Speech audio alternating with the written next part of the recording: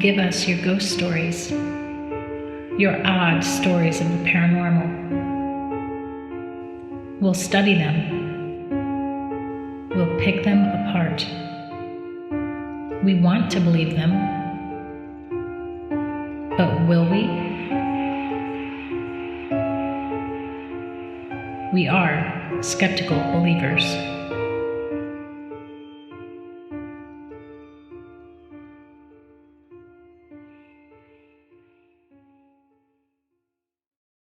Welcome, spooky friends. We are here for Skeptical Believers, your monthly episode where we take a spooky story and pick it apart and decide just how much we believe it or not. How are you, Heather?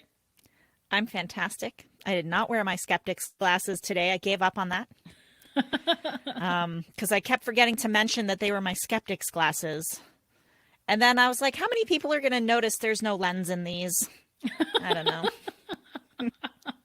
I just love that. You had prop glasses. I did. That's amazing. You know, before too long, I'm going to need real glasses. I already need real glasses, and I have real glasses, and I lost them. Oh, no. Yeah. Mm. Well, today we're talking about The Watcher. Mm-hmm. So The Watcher is basically the story about these people who buy this house in this very affluent neighborhood, and right before they move in, they get a weird letter that is like, I'm the watcher of your house and welcome to the neighborhood, and, you know, referring to their kids as young blood, which is really weird. And yeah, they keep getting these weird letters and derails their whole plans to live in this fancy house. So yeah, we're going to pick it apart today. Absolutely. I actually did a little more than usual recapping because it's so creepy and I love it. So let me remember how to do this. Timeline. Okay, June 2014, Derek and Maria Broaddus, or I believe it's pronounced Broaddus. I think it's Broaddus, and it's got two D's in it. Does it? Well, there's a misspelling for you. They begin renovations on their newly purchased home. It's a beautiful house. It is a beautiful house. They take a break to check the mail, which contains an envelope simply marked "The New Owners," and it reads as follows. Allow me to welcome you to the neighborhood. 657 Boulevard has been the subject of my family for decades now, and as it approaches its 110th birthday, I have been put in charge of watching and waiting for its second coming. My grandfather watched the house in the 1920s, and my father watched it in the 1960s. It is now my time. How did you end up here? Did 657 Boulevard call to you with its force within? Do you know the history of the house? Do you know what lies within the walls of 657 Boulevard? Why are you here? I will find out. Do you need to fill the house with the young blood I requested? Better for me. Was your old house too small for the growing family, or was it greed to bring me your children? Once I know their names, I will call to them and draw them to me. I asked the woods to bring me young blood, which, okay, at first when I was doing this, I didn't realize that the woods were their neighbors. I thought it was the forest, but the woods are the neighbors of this house, or the previous owners. That's right. Previous owners, yeah. Yeah. I asked the woods to bring me young blood, and it looks like they listened. You don't want to make 657 Boulevard unhappy. You have children. I have seen them. So far, I think that there are 3 I have counted. Are there more on the way? Who am I? There are hundreds and hundreds of cars that drive by 657 Boulevard each day. Maybe I'm in one. Look at all the windows you can see from 657 Boulevard. Maybe I am in one. Look out any of the many windows in 657 Boulevard at all the people who stroll by each day. Maybe I am one. Welcome, my friends. Welcome. Let the party begin. The Watcher. Now, if I received that letter, I would freak out and die probably instantaneously on the spot. They paid that is terrifying. $1.3 million for that house, and they get that letter in the mail before they even move in. I mean, it is, yeah. So, of course, they immediately contact the police. And the police say they'll look into it. I just really liked that picture of the police. Right. They also contact the Woods, who the Watcher referred to in his letter, who say they got a letter before they moved out, but they brushed it off and threw it out. They'd never gotten a letter like that in 20 years of living at the address. And since they didn't have that letter, the Broadduses did not turn over. They got another letter that they turned over. But that letter that the Woods talked about, this is the letter here. The next letter. 2 weeks later, they get another letter. They also give this one to the police. Should I read this one too? It's fun. I like it. Okay. Welcome again to your new home at 657 Boulevard. The workers have been busy, and I have been watching you unload cars full of your personal belongings. And just as a side note, I do appreciate the pluralized use of cars full right there. The dumpster is a nice touch. Have they found out what is in the walls yet? In time they will. I am pleased to know your names now and the names of the young blood you have brought to me. You certainly say their names often. 657 Boulevard is anxious for you to move in. It has been years and years since the young blood ruled the hallways of the house. I noticed one of your children using an easel. Is she the artist in the family? Have you found all of the secrets it holds yet? Will the young blood play in the basement, or are they too afraid to go down there alone? I would be very afraid if I were them. It is very far away from the rest of the house. If you were upstairs, you would never hear them scream. Will they sleep in the attic, or will you all sleep on the second floor? Who has the bedroom facing the street? I'll know as soon as you move in. It will help me to know who is in which bedroom. Then I can plan better. All of the windows and doors in 657 Boulevard allow me to watch you and track you as you move through the house. Who am I? I am the Watcher, and I have been in control of 657 Boulevard for the better part of 2 decades now. The Woods family turned it over to you. It was their time to move on, and kindly sold it when I asked them to. I pass by many times a day. 657 Boulevard is my job, my life, my obsession. And now you are too, Broaddus family. Welcome to the product of your greed. Greed is what brought the past 3 families to 657 Boulevard, and now it has brought you to me. Have a happy moving in day. You know I will be watching. It's so creepy. It's so creepy. I love it, but I also would be terrified to receive these letters. I love that it happened to somebody else.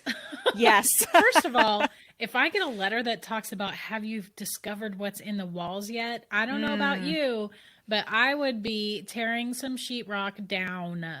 I need to know what's in these walls. I would gut that house. Or at the very least, get some sort of thermal something, get a stud of, ugh. Yeah. I mean, it's so... Oh, list of concerning things. 1, the Watcher used the children's nicknames. Yes. And apparently. He knew their birth order. He knew their ages. Oh, my gosh. Which one was oldest, middle, and young. Yep. That's even creepier. The child with the easel was in a location that could not easily be seen from the street. Yeah. So now they're wondering, was the Watcher somebody they knew? Was their house bugged? These are good questions. Mm-hmm. Anyway, away they go. Out of the house, yeah, and then they full on stopped bringing their kids to the house after that letter that said, their names and is she the artist in the family? They stopped bringing their kids there. Yeah.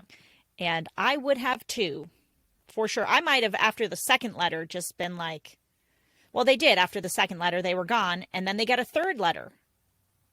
Where have you gone to? 657 Boulevard is missing you. The house is crying from all of the pain it is going through. You have changed it and made it so fancy. You are stealing its history. It cries for the past and what used to be in the time when I roamed its halls. The 1960s were a good time for 657 Boulevard, when I ran from room to room, imagining the life with the rich occupants there. The house was full of life and young blood. Then it got old, and so did my father, but we kept watching it until the day he died. And now I watch and wait for the day when the young blood will be mine again. And that's the end of that one. I think I kind of did a reduced version of all of those letters. They were longer with more stuff, more creepy stuff. Did you want to add anything to that timeline before we jump into our theories here? So the parents stopped bringing the kids. I think 6 months after they bought it, I think, is when they tried to sell it, but no one would buy it. Right.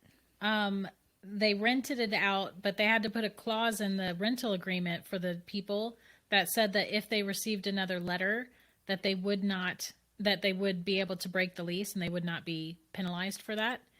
And Correct. then 2 weeks after they broke that lease, 2 weeks after they moved in, they did get another letter. That's from right. this person. That's Yeah. right. So, but they chose not to leave. So, I don't know. I mean, and it depends on which theory they might believe, right? Mm-hmm. So first we have Michael Langford, a member of the Langford family. They were neighbors to 657 Boulevard, long-term residents in the neighborhood. Michael was a, quote, oddball, but police actually did apparently clear him. Yeah, he was actually diagnosed with schizophrenia, from what I understand. Yeah. Yeah, and he did. I mean, there's some other stuff that's suspicious about him. For instance, his father had recently died. 12 years ago. Yeah. Okay, so not too long ago. So in the one letter, when he says, I've been watching this house now for the better part of 2 decades, that adds up, because if his father passed away 12 years ago and he's been watching it assumedly for that long, that is a little under 2 decades. It is, yes. I would wonder how much they saw him hanging around the house. I couldn't really find anything about that. You would think, because Derek brought us the dad, he's convinced that Michael Langford is guilty. And he did hire a PI. He put up cameras. That's the other thing I was wondering. Yeah. Yeah. Because that's the first thing I would do, put up cameras. Just put a full 24/7 camera right on this mailbox. Yeah. And see who comes and drops stuff off other than the postman. Weren't they postmarked? I think they were postmarked from a nearby city. I don't think I had understood that down. they did not have anything on them other than, like, the first letter just said the new occupants, didn't say anything else, didn't have anything else. Yeah. Which, if they're not postmarked and they're being hand delivered by somebody, that is a huge indication to me that it's somebody in the neighborhood. Yeah. Surely you could catch the person at that point. You just put it, like you said, you put a camera on the mailbox and you're done. Eventually, you're going to catch something.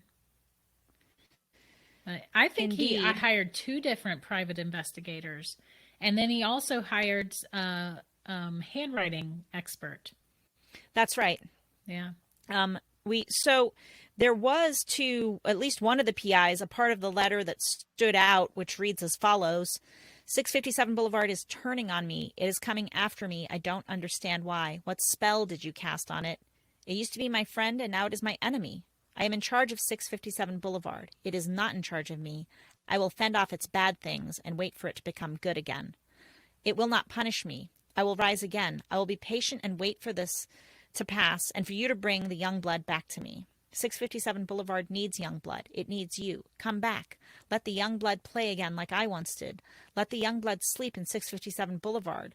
Stop changing and let it alone. And then, we have Broadus trying to trick Michael Langford by sending him a letter informing him that 657 Boulevard is going to be demolished.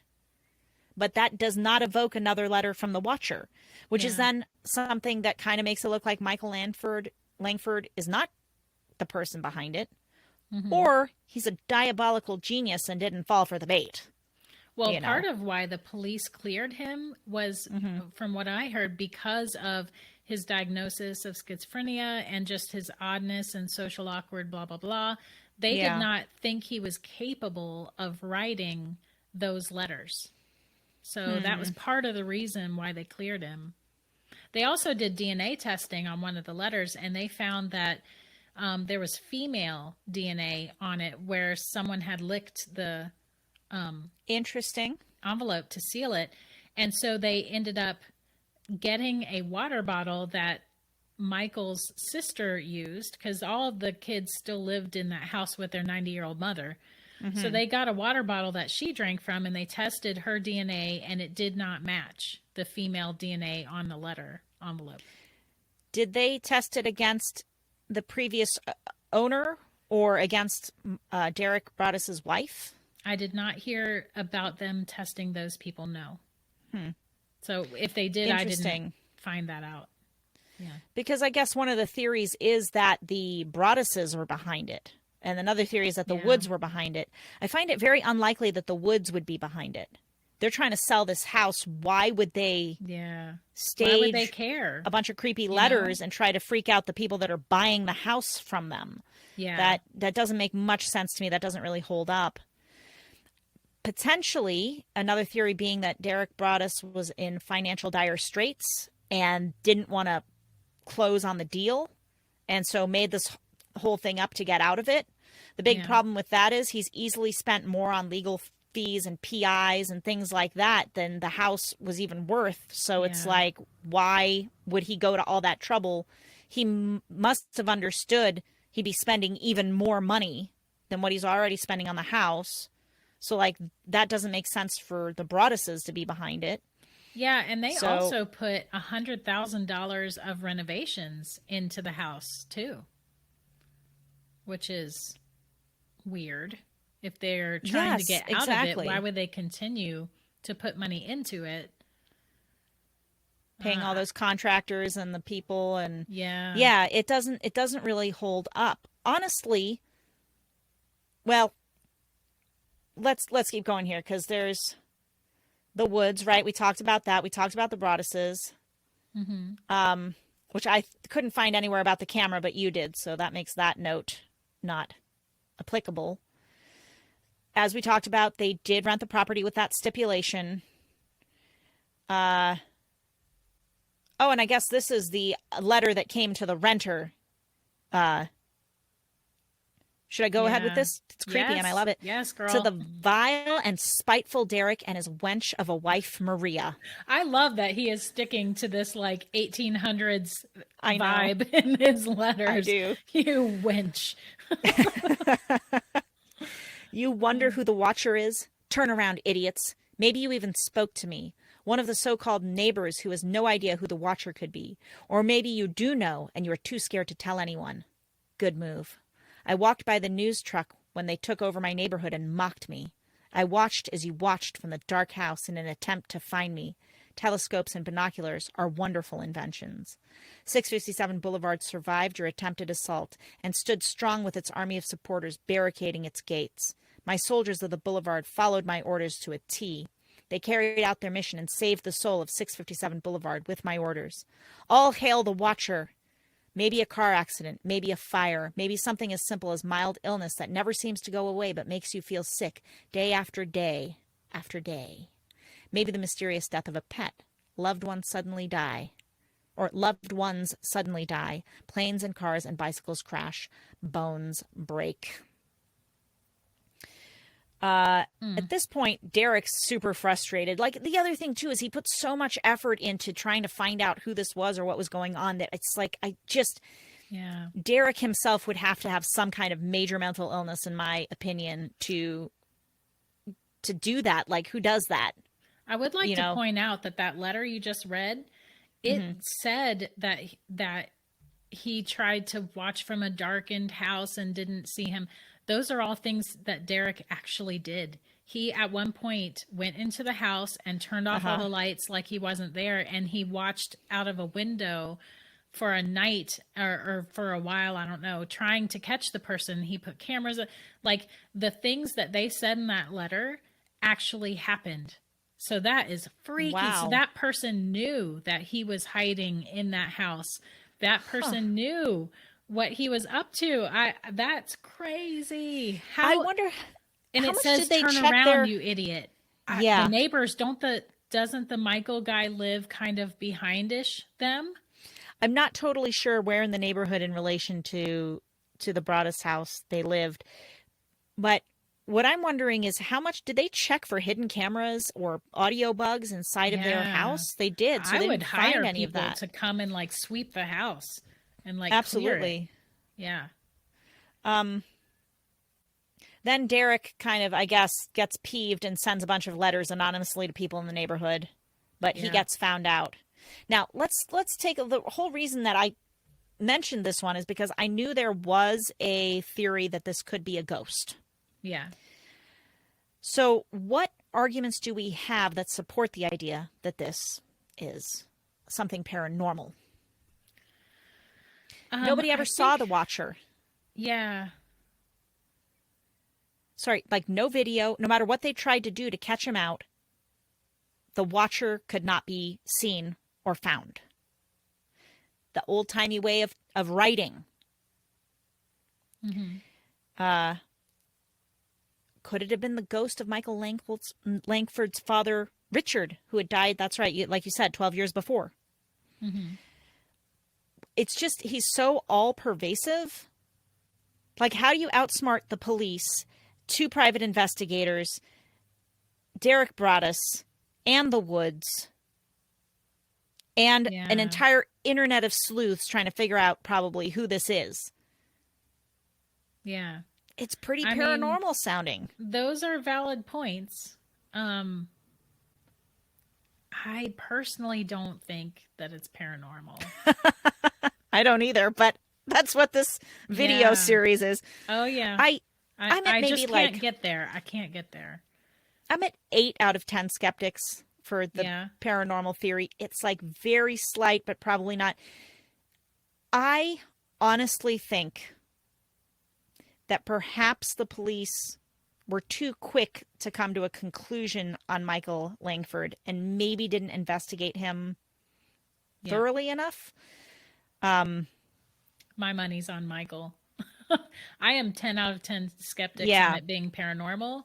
I just can't get there. There's too many. First of all, I'm not saying it's not possible, but I don't know of any time when a ghost has sent a letter to someone, a tangible letter that you can hold in your hand, and it's got female DNA on the envelope that seals it.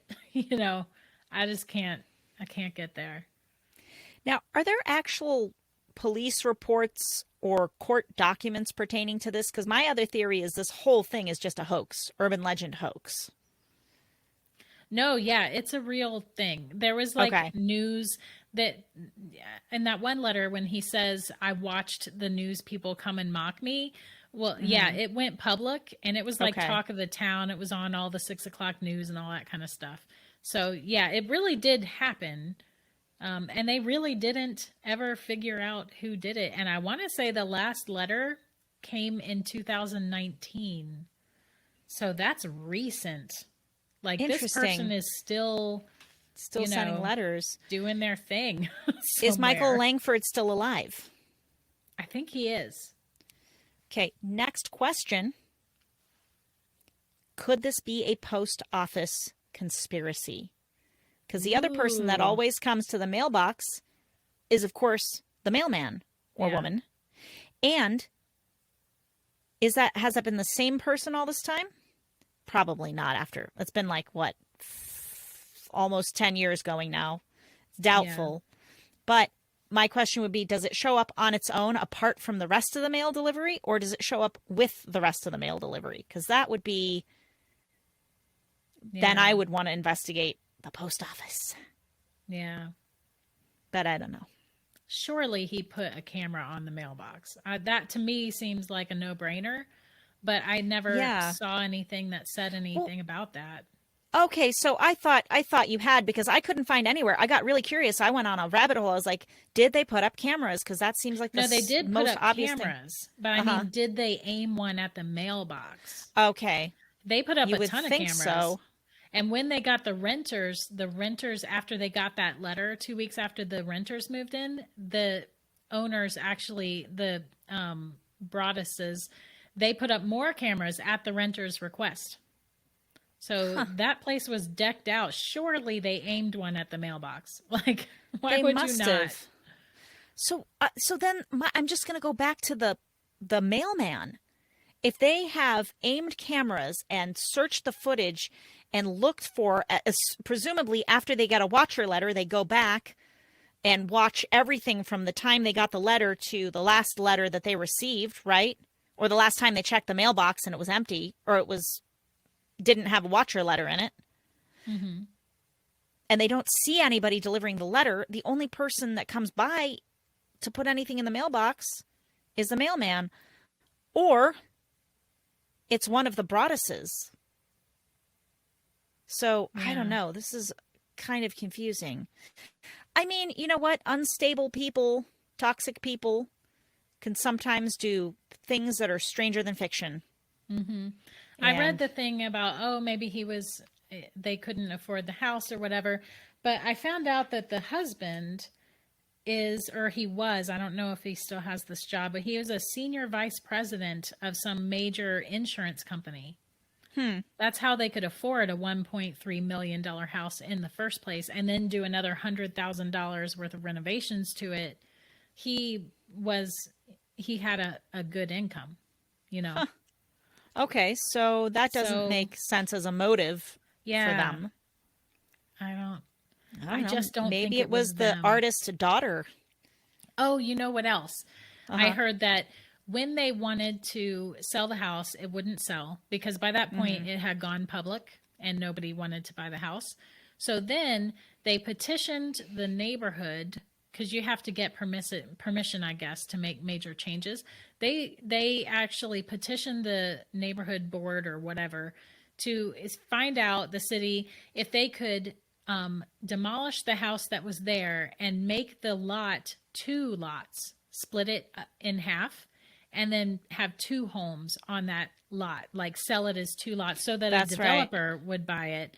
And the city declined their request, but they had just not too long ago approved that same type of request on a lot just down the street that actually wanted more of an allowance than they were asking. They were asking 3 feet per property is how much they were short. And the other place was more than that, and they approved it. So now then the theory was maybe the neighborhood was against them. You know? Oh, maybe it was because effort. They were renovating an old property, and maybe people didn't like that they were renovating and not keeping the original stuff. And the letters do say you're changing it, you're changing the history of the house, and that's right. It should be the way it was before, and I don't know. If it was a neighborhood conspiracy, wouldn't somebody have said something about it by now, though? I mean, yeah, that one's a far-fetched. My money's still on Michael, but yeah, same. He's crafty. He's somehow doing it in some undetected. I don't know. Maybe there's a hidden tunnel that he knows about because he did work there in the 60s, and it's not on the blueprints or something. And the Broadduses don't know about it, and the Woods didn't know about it. And Michael Langford's a big stalker. Yeah. I don't know. What I heard I watched one video that went into detail about it, and they said that the Langford house is like sort of catty corner to the back of this house. And so you do have a view of that back room where the little girl was at with her easel. They said you can't really see it from the street, but you can see it from the Langford's house. Okay, so this is, maybe it's the Langfords are all in on it. Maybe it's not just Michael. Maybe it's all the Langfords. And I can't help but feel that it's a bit odd that at least in American culture, that a woman that's 95 has all her children still living at home with her, and none of them are married and have families. Yeah. Like that's a bit, I think that even in cultures where families tend to stick together and live together is also a bit weird. I actually have some relatives I will not go into detail about who were like that. They were all my great relatives, so most of them are passed now, but they were that. The mother and father still lived in the same house that they born and raised the kids in, and 3 of their kids all lived there their whole lives, never married or moved out, and passed there too. Did any of them have special needs or anything like that? No. One of them was a little sickly, but not mentally, just yeah. Huh. No. I mean, that's amazing. I mean, so I guess it can happen, but it is definitely I'll just be judgy unusual. And call it unusual. That's a better word than weird. Thank you. Unusual. Yeah. It's I can't imagine I swear to God, I hope if I get to a point where well, maybe not Charlie, but my younger daughter gets to a point where she's in her 20s still living at home, there's a point where I'm like, do you want to leave? Bye-bye? Go away at any point, perhaps? Listen, my 22-year-old has got a move-out date, and as much as I love and adore him, I mean, that date is coming up, and I'm like, good for you, son. Go make your own way. Yes, have fun. Go do your thing, man. Oh, good goodness. Stuff. All right, well, I'm still 8 out of 10 skeptics. I don't want to completely outrule a ghost, but yeah, it's doubtful. I did think it was weird that it said, oh, when I used to run the halls of that house. So like, wait, you're saying you live there? Or yeah, are we going the ghost route with this? Like, why? I don't get it. Either way, this practical joke, because I'm going to call it a practical joke, I respect the joke. I respect the levels to which this has gone and the intricate attention to detail. Oh, yeah. And they're not letting up. But also they've cost a lot of money. Oh, can you imagine? And security to a family, at least one family. So the wife at one point was diagnosed by her therapist with PTSD. Oh, gosh. And was super paranoid and was having trouble even living where she was. And I can't imagine if the couple wasn't behind this, which I don't really think they were. Man, the turmoil that caused in their family. I know. This, and I don't want to be have a lack of compassion for the family, but it doesn't stop me from respecting the dedication of the prankster. Yeah. Or stalker, so whoever you think it's it may be. Prank and not actual literal threats? Like, you don't think the family was in danger ever? I would, if they were, would something have happened a little more than letters by now? I mean, it's been almost 10 years. Yeah. You know, I don't know. Yeah, I'm it's just leaning in that direction too. I think it was more of empty threats. I'm not sure that they were ever going to act on it. But you certainly can't send that kind of stuff to somebody, you know? Yeah, I don't think that's legal. I think it's... Oh, yeah. It's got to be illegal. And that one last letter that we wrote was pretty threatening. It sounded very threatening. Oh, yeah. So, I mean, they listed off, car accidents, bones break. Yeah. Like, what? No. Yep. So I can understand why they wouldn't want to live there. I don't know who the renter is, but I'm thinking it's like some sort of Arnold Schwarzenegger, like Dwayne Johnson type. They got some balls. Yeah, they're like, I'll just break the neck of the watcher if they come by because I can. Wham. Just put a few more cameras up. We'll stay. Yeah, that's brave. Ugh, goodness. I don't think I would. I'd bail. Maybe the renters are ghost hunters and they think it's a paranormal. Ooh, maybe. And they're going to investigate. Ooh. Yes. Maybe. I like it. Yeah. Anyway, so it's a big mystery and it's a creepy one. Yeah. Yeah. Oh, by the way, side note, Netflix bought the rights to this story. They did from the broadest. Yes, girl. Oh no, I forgot to mention that. Netflix bought the rights to the story, so they intend to make some kind of series, kind of loosely based on this storyline. Yeah. I will 100% be watching that when it comes out. Yeah, I think it's good. I'll watch it. I'll watch The Watcher. Maybe they can recoup some of their losses over it. Yeah, because when they did, I think they did finally sell the house, right? And they sold it at a $440,000 loss. Ouch. And that's not including the renovations and stuff. That's just they sold it for $440,000 less than what they paid. So 1.3 is what they paid. And that neighborhood is like really sought after neighborhood. Well, especially now. Well, maybe not so much now. No, here's the thing, right? You get this thing, it's like a well-known haunted house. And yeah, there are people that will stay away, but there are people that will flock there in droves. It's this weird thing. You tell me, oh, a heinous murder was committed here and it's haunted. And I'm like, cool, I don't want to go. But there are people that want to go. So I don't know, hilariously... You would go? Okay. I might go with you if you made me, but okay. I'm like, no, thanks. was an actual real estate sign out near where my brother lived in Washington State one time. He took a picture and sent it to me. It was like, this real estate, call Janice, whoever, 3 bedrooms, 2 bath, big backyard, not haunted. Like, it actually said it on the sign. I was like, what happened at that house that they had to specify that it was not haunted? I like a meme I saw that shows a picture of a house that has that on the real estate, like, for sale sign. And then the caption is, that sounds just like what a haunted house would say. Like, not haunted.